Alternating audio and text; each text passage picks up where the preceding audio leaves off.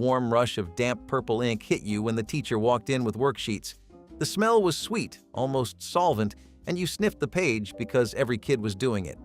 Number 19 on this list cost $100 million a year and got banned from half the school lockers. Number 14 wore a string around your neck and tasted like Dr. Pepper. Number 1 on this list sold 15 million units before the LED was retired. What most people miss is that almost none of this was designed for learning. These 25 supplies built a generation, then the aisle quietly replaced them. None of it was strange to a kid in 1985. The world just stopped making the things that taught you how to learn. Hit subscribe and stay with us. Here are the 25 strange school supplies from the 1980s that made no sense. Number 25. The Mimeograph and Ditto worksheet. The rolled paper came off the drum still cool to the touch, faint methanol rising off the purple lines, and every classroom in America passed it down the rows the same way. Teachers cranked the master sheet onto a wax cylinder, and a mix of methanol and isopropanol pulled the pigment through onto fresh paper. The smell was so distinct that adults still describe it like a first kiss 30 years later. Kids inhaled it for 30 seconds before reading the questions on the page. The duplicating fluid ran low by Friday, and the last sheets always came out lighter than the first. The teacher kept a metal can of solvent in the supply closet and refilled the drum on Monday morning before the first bell rang.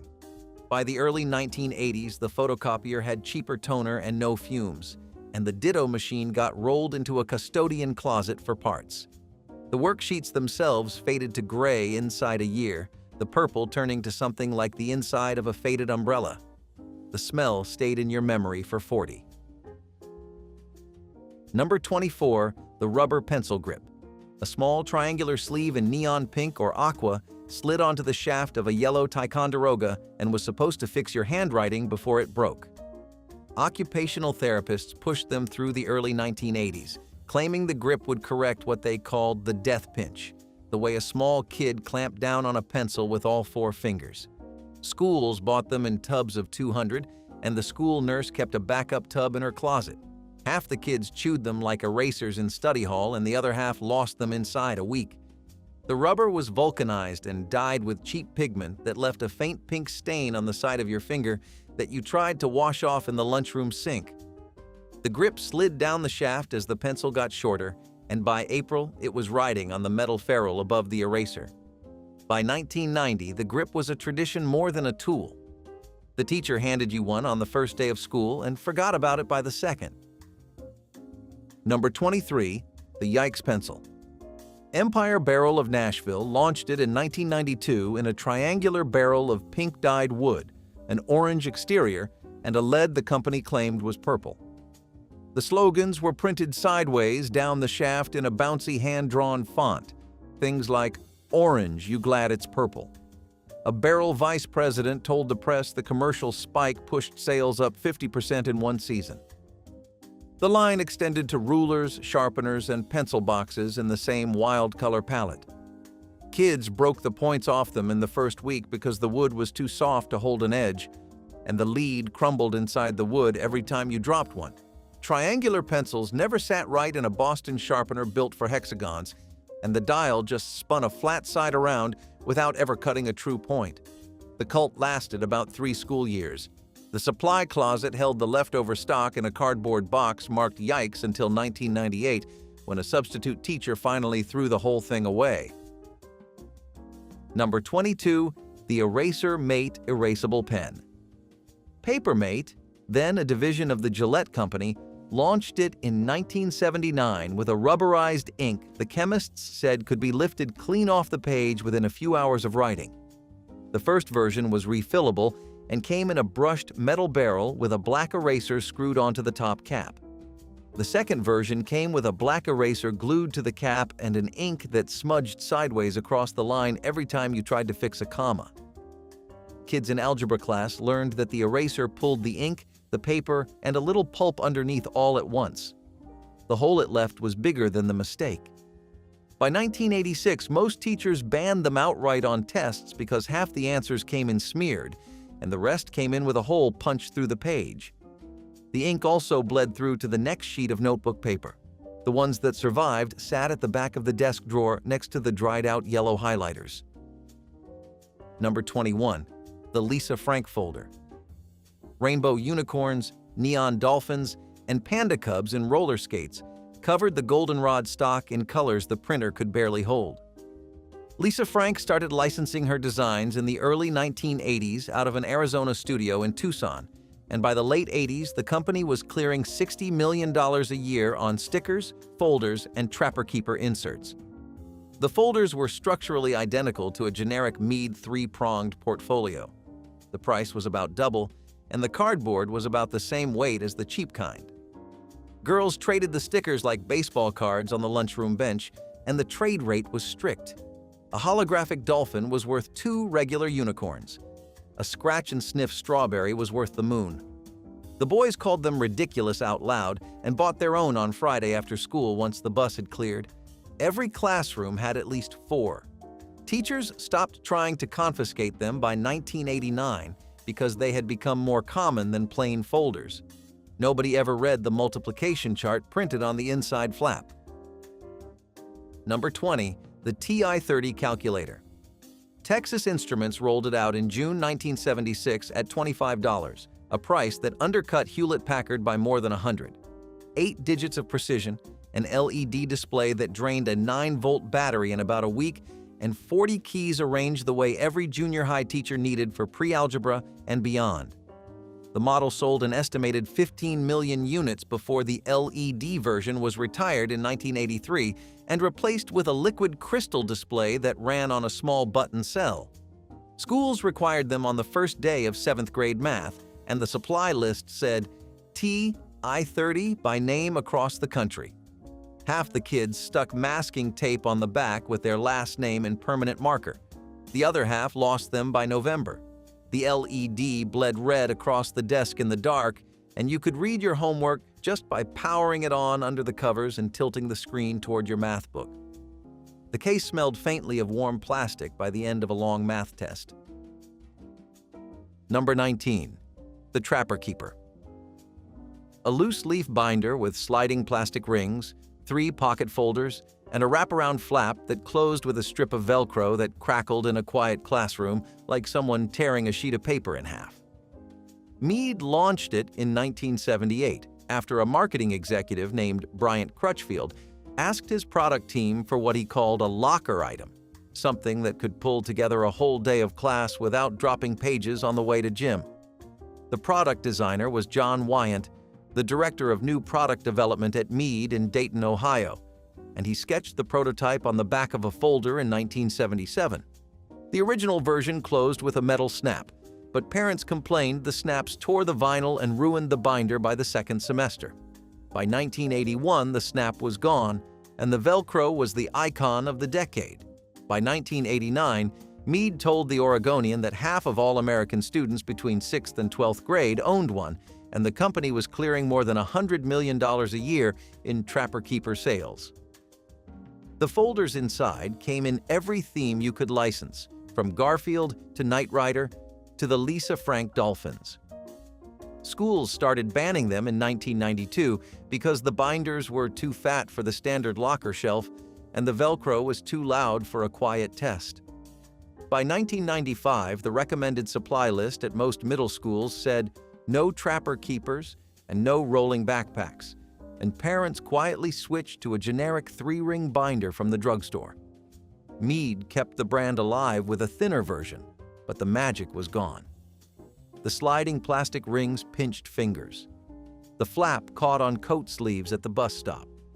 The vinyl cracked in winter and faded in summer until the cover turned a soft pink where it used to be red. The kid who carried one in 1985 carried it like a status symbol. The kid who carried one in 1996 carried it because his mother bought it on sale at the back-to-school end cap. Number 18. The Peachy folder. The goldenrod cover with the line drawing of teenagers playing basketball, baseball, and tennis came out of Western Tablet in Kalamazoo in 1943, but the version every 1980s kid remembers was drawn in 1964 by an artist named Francis Golden. Mead bought the line a few years later, and kept Golden's drawing alive on the cover for the next 30 years without changing a single line. The folder cost about a quarter at the school store and held 2 pockets and a multiplication table on the inside flap. Teachers used the table when calculators were not allowed in elementary school. The illustrations on the cover wore in soft, the corners rounded down by November, and the goldenrod stock turned almost beige by spring. By the late 1980s, the company added blue, red, magenta, and teal versions, but the original goldenrod was the only color that mattered. The kids who carried it never knew the artist. They just knew that yellow folder, and they doodled on the back of it through every algebra class. Number 17, the Big Chief tablet. Newsprint paper, widely spaced lines, and a red cover with the headdress of an American Indian chief printed across the top in a blocky 2-color print. Western Tablet trademarked the design in 1947, and the illustration was modeled after a Caddo tribe member born near Binger, Oklahoma in 1891. The tablet was meant for kindergartners learning to write the alphabet from a folded sheet of letters. The lines were thick because the pencils were thick, and the paper was soft because soft paper forgives a child's first letter. Meade bought Western Tablet in 1966, and by the early 1980s, the Big Chief was already losing shelf space to the cheaper Spiral notebook from the same company. The tablet was discontinued in 2001 when Everett Pad and Paper of Washington closed its plant after 80 years. The cover turned out to have outlasted the company. A small Texas firm revived the line in 2012, but most kids who learned to write on one are now grandparents themselves. Number 16, the Stinky Sticker. Trend Enterprises in Minnesota started printing scratch and sniff stickers in the late 1970s and sold over 1 billion of them in the 1980s alone. The stickers were a 1/4 inch round, the scents were micro-encapsulated in plastic beads, and the surface was coated in a varnish that broke open under your fingernail. Pizza, dill pickle, root beer, popcorn, strawberry, chocolate, ham, even spaghetti. Teachers used them as a reward on a graded paper, a tiny sticker glued in the upper right corner where a gold star used to go in an earlier decade. Kids stuck the leftover ones to the inside of their Trapper Keeper flap and traded the duplicates in the cafeteria the way the older boys traded baseball cards. The smell faded in about a year, and the gloss faded faster than that. The reward never quite did, and a generation of adults can still tell you which scent was glued to their best 4th grade paper. Trend re-released the line in 2023 and 2024, and the same scents are still on the shelf. Number 15, the Mr. Sketch Marker. Sanford launched the line in 1965 in a chiseled tip that scented its ink with synthetic fruit oil pulled from the same flavor labs that made gum and lip balm. By the early 1980s, the markers had migrated from the office supply closet to the elementary art room. Grape and cherry were always gone first from the marker basket, and the black licorice marker was always the last one left because most kids hated it. Teachers spread out a fan of 12 colors on the construction paper table, and the smell of the box opening was its own small ceremony before the project even started. The ink was technically non-toxic, but the smell stuck to your fingers for hours after the lesson. Kids drew a green leaf and ate lunch with the smell of mint still on their hand. The chiseled tip held a thin edge for fine work and a flat edge for coloring and a wide stroke, which is why the markers stayed in classrooms for 50 years. Some kids remember the scents better than the lessons that earned them. Number 14, the Bone Bell Lip Smacker. The lip balm came out in 1973 from the Bone Bell Company in Lakewood, Ohio, and by the 1980s it was a uniform piece of equipment for any girl past the 3rd grade in any public school district in America. Strawberry, lemon, green apple, then Dr. Pepper, Hires root beer, Crush, and 7-Up. The tubes were the size of a pencil eraser and came on a plastic string you wore around your neck like a small pendant. The flavor was synthetic. The sugar coating melted onto your lower lip in summer and froze on it in winter on the walk to school. Boys made fun of them in 3rd grade and stole them by 6th grade. The flavored wax was technically a beauty product, but every child treated it like a school supply, slipping it into the pocket on the front of a Trapper Keeper next to a pen that no longer worked. The full collection sat in a desk drawer for years after middle school ended. The labels faded, but the scent still rising off the wax when you opened the cap. Number 13. The Boston Wall-Mounted Pencil Sharpener. Cast iron body, 8 pencil hole slots arranged on a rotating dial, a small hand crank on the side that you turned exactly 7 times before testing the point on your finger. The Boston Pencil Sharpener Company was founded in 1899, and by the 1980s the Model KS was bolted to the wall of nearly every American elementary classroom.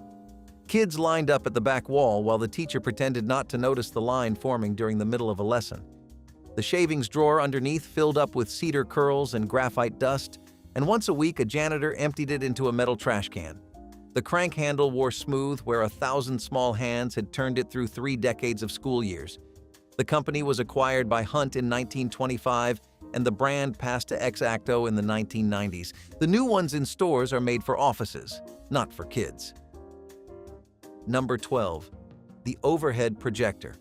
A square of mirrored glass, a hot lamp underneath, and a roll of clear acetate that the teacher wheeled across the top so the whole room could read what she had written. By 1985, over 95% of American classrooms had one, mostly built by 3M after a researcher named Roger Appledorn invented the thing in the early 1960s. The teacher wrote on the acetate with a wet erase marker, and the image landed on a pulled screen at the front of the room as a faint shadow that grew sharp once she clicked the focus knob. The bulb was incandescent, and the unit ran hot enough to warm the desk underneath the cart. After class, the teacher washed the acetate with soap and water and reused it for the next lesson. The whole machine was the size of a small suitcase and weighed about 30 pounds when it was empty. By the early 2000s, it was sitting in a hallway closet next to a digital projector nobody had figured out how to plug in. Number 11. The Caboodle's Pencil Case. The plastic case opened on a hinge, snapped shut with 2 latches, and held everything from a pack of lip smackers to a math compass with a metal point. Companies like Plano started molding them as tackle boxes for fishermen, and tween girls turned them into school supplies by the mid-1980s after a Vanessa Williams ad campaign convinced the country they were makeup cases. The pink and teal versions were the loudest on the shelf. The trays inside lifted out like the layers of a tackle drawer, and at the bottom, you stored the pencils that no longer fit anywhere else. The case rattled in your locker like a small toolkit, and the latches popped open every time the bus hit a bump. Teachers tolerated them because they kept the loose supplies off the classroom floor. By the 1990s, most kids had switched back to a soft zipper pouch, but the Caboodle's case was still under a bed in every American suburb a decade after the last one was sold new. Number 10. The Slap Bracelet. A flexible steel band wrapped in fabric that lay flat in your hand and snapped around your wrist when you brought it down on your forearm. Slap Wrap launched in 1990 from a Wisconsin shop teacher named Stuart Anders, and by the fall of that year, half the playgrounds in America were full of them. Knockoffs flooded the market within months, and the cheap steel inside the cheap fabric started cutting through the casing the way a razor cuts a paper towel. A 4-year-old in Wallingford, Connecticut cut her finger on one in October 1990. By spring 1991, the Consumer Product Safety Commission was issuing warnings to teachers and parents, and Colonial School in New York banned them outright after a kid bled on a desk. Lehigh Township Elementary in Pennsylvania banned them on the grounds that they were distracting. Steckel Elementary in Whitehall, Pennsylvania ruled out bracelet slapping altogether and sent a note home in the kids' folders. The bracelet was more popular as contraband than it had ever been as a toy on a shelf. Number 9. The Film Strip Projector with Audio Cassette. A small metal box sat on a rolling cart at the back of the room, fed a strip of celluloid 1 frame at a time, and waited for the cassette tape to chime before advancing the next image up the wall. The chime was a soft beep, sometimes a tone of 2 notes, and the kid in the back was always the one assigned to push the button. The strip itself ran maybe 80 frames and 10 minutes of narration. Schools bought them by the gross in the 1970s and used them well into the 1980s, then quietly retired them as the VCR took over the cart. The plastic film tube held a copyright date that often predated the kids in the room by a decade. The narrator's voice was always a man with the cadence of a radio announcer from the 1950s, slow and careful and always a beat behind the picture. He had been dead for years by the time you heard him in 5th grade health class. Number 8. The Magic Slate. A waxed cardboard sheet with a clear plastic film over a black wax base, drawn on with a stylus, and erased by lifting the film off the wax in one firm pull from the bottom up. The slate was a leftover from the 1940s, but every supply closet still had a stack of them in the 1980s on the bottom shelf. Teachers used them for spelling drills and quiet activities at the end of the day before recess released the room. The wax pulled up cleanly the first 100 times and fingerprinted the surface for the rest of its life as a faint ghost of letters under the next drawing. The stylus was usually lost by the second week of school. Kids learned to draw with a paperclip or the broken end of a popsicle stick from lunch when the stylus went missing. The slate was disposable, and the manufacturer expected it to last 6 weeks before the wax wore through. In a 1980s classroom, it lasted years, mostly because the budget would not stretch to a replacement. Number 7. The Marbled Composition Book. A black and white speckled cover, a sewn binding that refused to lie flat on the desk, 100 pages of college rule that nobody ever got close to filling in a single semester. The notebook had been around since the late 1800s, and by the 1980s it cost about 30 cents at the grocery store on the back-to-school end cap. Teachers loved them because nothing came loose and nothing got lost in a backpack the way 3-ring paper did. Kids hated them because the cover would not flex and the binding cracked along the spine by the 3rd week of class. The composition book was assigned in elementary school, not chosen, and you wrote your name in marker across the top label because the cover refused to take a pencil mark. The pages were thick enough that your handwriting from the front bled through onto the back of the previous page. It outlasted every other school supply in the bag. 40 years later, the same book still sits in a drawer with your 4th grade book report inside, still legible in soft graphite. Number 6. The Brown Paper Bag Textbook Cover. The teacher passed out a stack of grocery sacks on the second day of school, and you cut, folded, and creased the paper around your math book until the title peeked through a notch on the spine. Schools required textbooks to be covered to protect the spine and the corners through a year of locker abuse. Stores sold pre-printed covers for about $1 each in the back-to-school aisle. Most parents handed you a Kroger or Piggly Wiggly bag and told you to make it work with whatever scissors were in the kitchen drawer that night. Kids drew on the brown paper with a Bic pen, traced their initials across the front, and added phone numbers of friends across the back in the spiral of a marble notebook doodle. By Halloween, the cover was a small graffiti project of band names, baseball logos, and the initials of whoever was being whispered about in homeroom. The cover kept the textbook clean for the year. The art on it usually outlasted everything you wrote inside the book. Number 5. The Liquid Paper Bottle.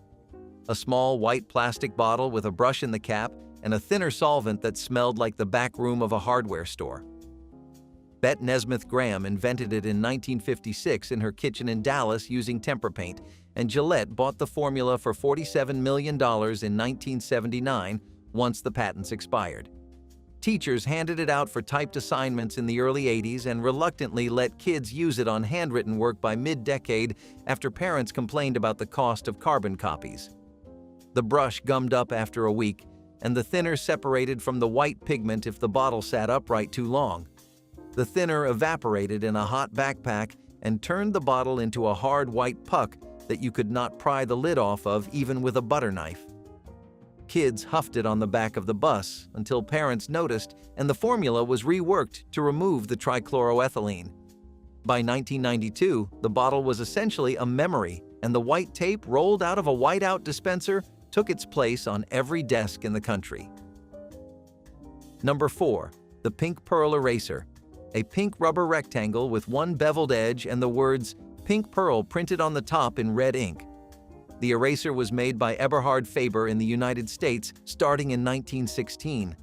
The rectangle was still on every teacher's supply list in the 1980s, and most school stores sold it for about $0.25 at the back-to-school table. The rubber was a vulcanized blend of factus and pumice, soft enough to give and firm enough to lift the graphite without tearing the page. Kids chewed the corners off them in study hall and on the school bus, and the corner that touched the page wore down to a soft point inside a month. Erasers got passed around the room like contraband when a worksheet had to be turned in clean. The rubber left a small pink crumb across the page that you brushed off with the side of your hand. The smell of a fresh pink pearl was the smell of the first day of school. Nobody who used one ever asked what it was made of. Number 3. The metal compass and protractor set. A snap-shut tin held a sharp metal compass with a screw at the top, a 6-inch protractor in clear plastic, a small pencil stub, and a metal divider that almost no kid ever used in any class. Schools required them on the supply list for 6th grade geometry, and the tin sat in your desk drawer for a full school year before anyone opened it. Half the kids broke the lead off the compass on the first day of class. The other half jabbed the metal point through the desk and got sent to the principal's office for a quiet talk about safety. The protractor was almost always cracked across the middle by November because it was the only piece of clear plastic in a metal tin, and everything else in the desk pressed down on it. Geometry teachers in 1985 still expected accurate circles, and a generation of children learned to draw them by holding a quarter steady against a piece of notebook paper instead. The tin lasted longer than the geometry. Most adults still have one in a kitchen drawer somewhere, the divider untouched. Number 2. The Dixon Ticonderoga No. 2 pencil. A green band, a yellow shaft, a metal ferrule the color of old brass, and a pink eraser that disappeared by Thanksgiving. Dixon started making the line in 1913, and the design barely changed for the next century, even after the company moved its main plant from Pennsylvania to Mexico. The wood was incense cedar from the western United States, soft enough to take a sharp point but firm enough to hold an edge through a math test. The graphite was rated number 2 on a hardness scale set by an English chemist in the 1700s, and the formula was a blend of graphite and clay fired into the wood at high heat. Schools required 2 sharpened ones on the morning of every standardized test, and kids who showed up with a knockoff brand got teased on the bus. The pencil cost about 10 cents a piece in 1985 and sat in the kitchen drawer for a year after the school year ended. Most adults today still call any yellow pencil a Ticonderoga, even when it isn't. Number 1. The Mead 5-Star Spiral Notebook. A heavy cardboard cover, a metal spiral binding, and 100 pages of college rule that lay flat on a desk the way the Trapper Keeper insert never did. Mead introduced the line in the mid-1980s as a premium answer to the cheap drugstore notebook, and the cover was reinforced with a fabric edge that survived a year in a backpack and a winter in a locker. The dividers were color-coded with red, blue, green, yellow, and orange tabs, and the back pocket held a folded math worksheet for the rest of the semester. The spiral caught on coat sleeves and locker hooks, but kids forgave it because the paper was thicker than anything else on the supply list. The cover survived a year of sliding under a stack of textbooks. 5-Star is still on the shelves today. Still spiral-bound, still color-coded, and the design has barely changed in 40 years of school years. The notebook outlived almost every other item on this list, and that may be the strangest thing about it. Every other product faded out. The 5-Star just kept showing up. These 25 supplies built the muscle memory of a generation. The smell of ditto ink, the snap of a Velcro flap, the chime of a film strip cassette, the click of a TI-30 powering on under a school desk. None of it was strange to a kid in 1985. The world just stopped making the things that taught us how to learn. Tell us in the comments which one lived in your locker, your desk, or the bottom of your backpack. The supply list got shorter every year, and the things that mattered most were the ones nobody remembered to put on it.